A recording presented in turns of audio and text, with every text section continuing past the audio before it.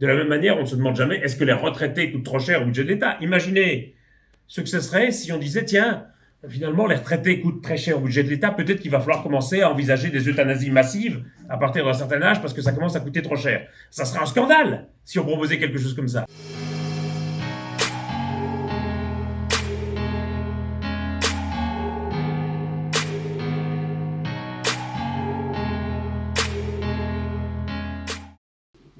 Je m'appelle François Gemène, je suis chercheur en sciences politiques. Je dirige l'Observatoire Hugo, ici à l'Université de Liège, où on enregistre cette interview, qui est un centre de recherche consacré aux migrations et à l'environnement, et bien sûr au lien entre les deux. Je suis également professeur à Sciences Po à Paris, à la Sorbonne, à l'Université libre de Bruxelles et à l'IEX, qui est une école de communication à Bruxelles. Voilà, je suis aussi auteur principal pour le GIEC.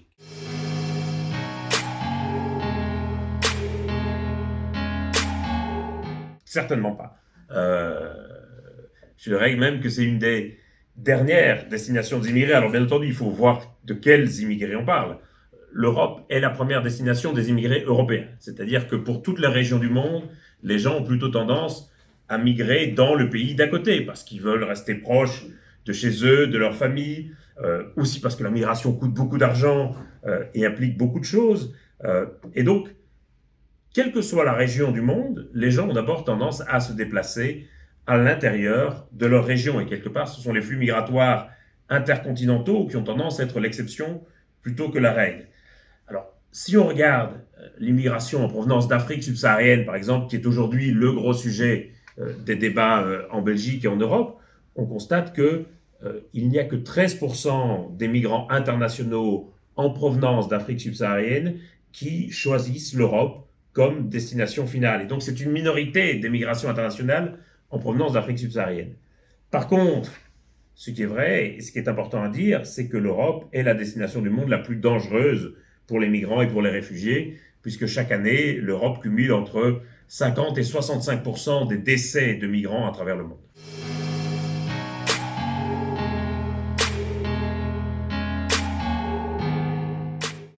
C'est une horrible expression qui était employée pour la première fois par Michel Rocard. À l'époque, il était Premier ministre à la fin des années 80. Et en fait, le problème, c'est que cette petite phrase qu'il a dit sur TF1 dans une émission très célèbre à l'époque qui s'appelait 7 sur 7 avec Anne Sinclair, est une petite phrase qui depuis structure notre pensée sur l'immigration. Mais le problème, je dirais, de cette phrase, c'est de désigner l'immigration comme la misère du monde. C'est-à-dire, est-ce qu'on se rend compte de la violence de cette expression pour tous les gens qui sont en Belgique, en Europe, qui travaillent, qui contribuent à la société et qui sans cesse se voient désignés comme la misère du monde? C'est d'une violence incroyable.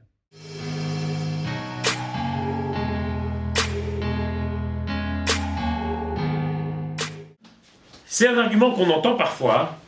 D'abord, il faut réaliser que la part des immigrés, et plus encore celle des réfugiés, qui sont une petite partie des immigrés, est tout à fait minimale dans la sécurité sociale. Et il faut réaliser que ce sont des gens qui cotisent aussi à la sécurité sociale. Et le système de sécurité sociale est un système qui s'appuie sur la contribution des actifs, et la plupart des immigrés sont actifs dans la société. Et donc il n'y a pas de raison que davantage d'immigration tue la sécurité sociale, puisque davantage d'immigration, c'est aussi davantage de contribution à la sécurité sociale.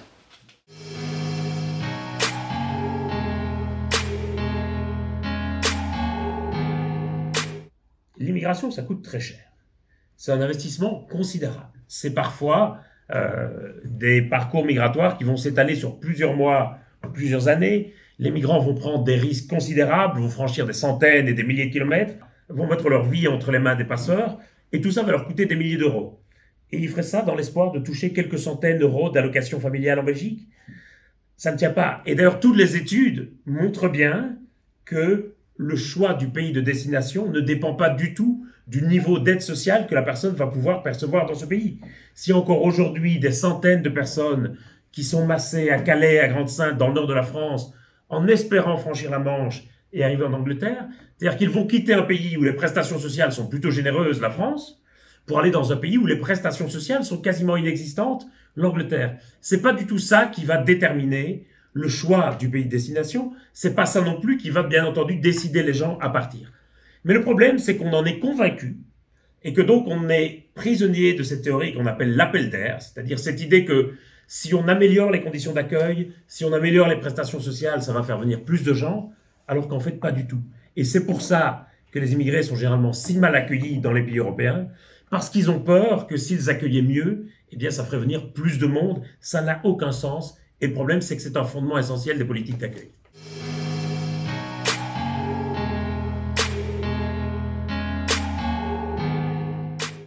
C'est un argument, c'est une question qu'on entend très souvent, et j'ai envie de dire qu'il y a énormément d'études qui sont menées, y compris par la Banque nationale, sur la contribution des immigrés au budget, mais le problème c'est qu'on ne remet jamais en cause la légitimité même de la question. C'est-à-dire qu'au nom de quoi est-ce qu'on va se permettre de définir, quelque part là, l'utilité ou la plus-value d'une partie de la population en fonction de ce qu'elle rapporte au budget de l'État. Moi qui suis professeur dans une université publique, je coûte une fortune à l'État. Je gère ici un centre de recherche, donc quasiment tous les salaires des chercheurs sont pris en charge par l'État, toutes nos recherches sont prises en charge sur des fonds publics, et on ne rapporte absolument rien. On ne dépose pas de brevets, on ne commercialise pas nos recherches, etc. Et donc on est un gouffre pour les finances publiques. Est-ce que ça veut dire qu'on est inutile à la société? J'espère pas.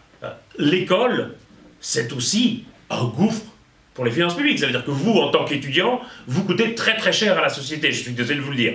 Et quand vous serez à la retraite, vous coûterez encore plus cher, une vraie fortune. Mais le problème, c'est qu'on ne se demande jamais, est-ce que les étudiants sont une charge pour le budget d'État ou une chance? Parce que chacun comprend bien que c'est un investissement pour le futur. De la même manière, on ne se demande jamais, est-ce que les retraités coûtent trop cher au budget de l'État? Imaginez ce que ce serait si on disait, tiens, finalement, les retraités coûtent très cher au budget de l'État, peut-être qu'il va falloir commencer à envisager des euthanasies massives à partir d'un certain âge parce que ça commence à coûter trop cher. Ça sera un scandale. Le problème, c'est qu'on se pose sans cesse la question sur les immigrés et sur les étrangers, alors que sur toute une série d'autres catégories de la population, ben, ça ferait scandale si on se posait la question, évidemment. Alors, s'il faut quand même répondre à la question, ce que montrent toutes les études, c'est que l'impact fiscal et budgétaire de l'immigration est très très limité, qu'il y a certains coûts immédiats de court terme en matière d'hébergement et d'accueil immédiat, mais que ce sont des coûts qui doivent être considérés comme des investissements et qu'à terme, c'est plutôt un investissement qui apporte un retour positif si on parle uniquement en termes financiers. Mais moi, je refuse que quelque part, on réduise la contribution d'une personne à la société à ce qu'elle coûte ou à ce qu'elle rapporte au budget de l'État.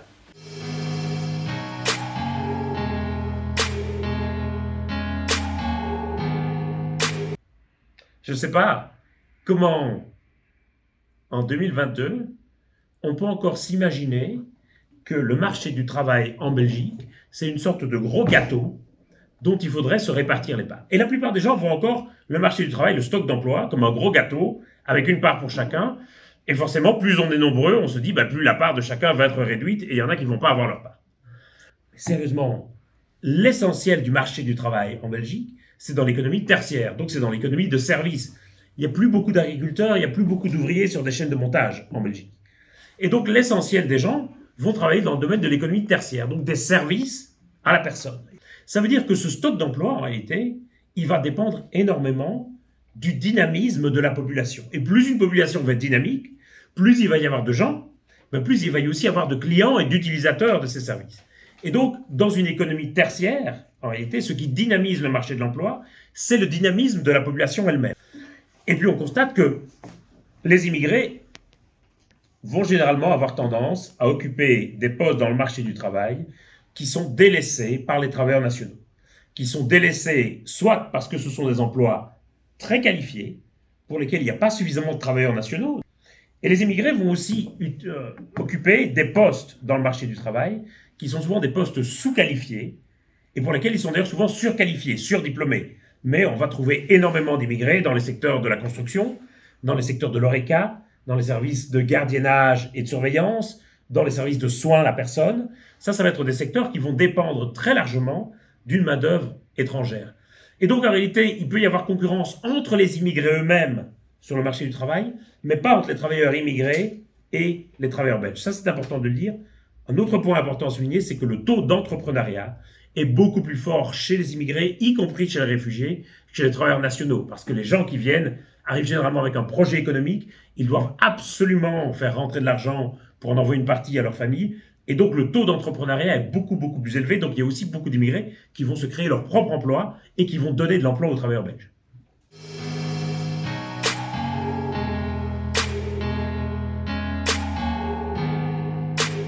Et nos SDF. C'est un argument qu'on entend souvent.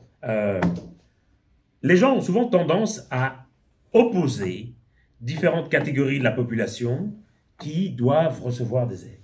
En réalité, si, et je suis le premier à m'en désoler, s'il n'y a pas suffisamment d'investissement qui est fait pour essayer de retrouver des logements pour les SDF, c'est pas parce qu'on prend cet argent pour le donner aux migrants ou aux immigrés. Parfois, les gens ont l'impression que les immigrés sont des sortes de privilégiés par rapport aux SDF. Il n'y a pas assez d'argent ni pour les SDF, ni pour l'accueil des immigrés, mais l'un ne déshabille pas l'autre.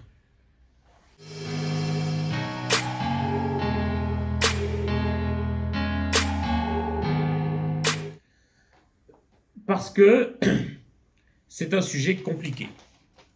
C'est un sujet qui touche beaucoup de gens, c'est un sujet dont les gens font souvent l'expérience dans leur vie de tous les jours, dans leur école, dans leur quartier, dans les magasins.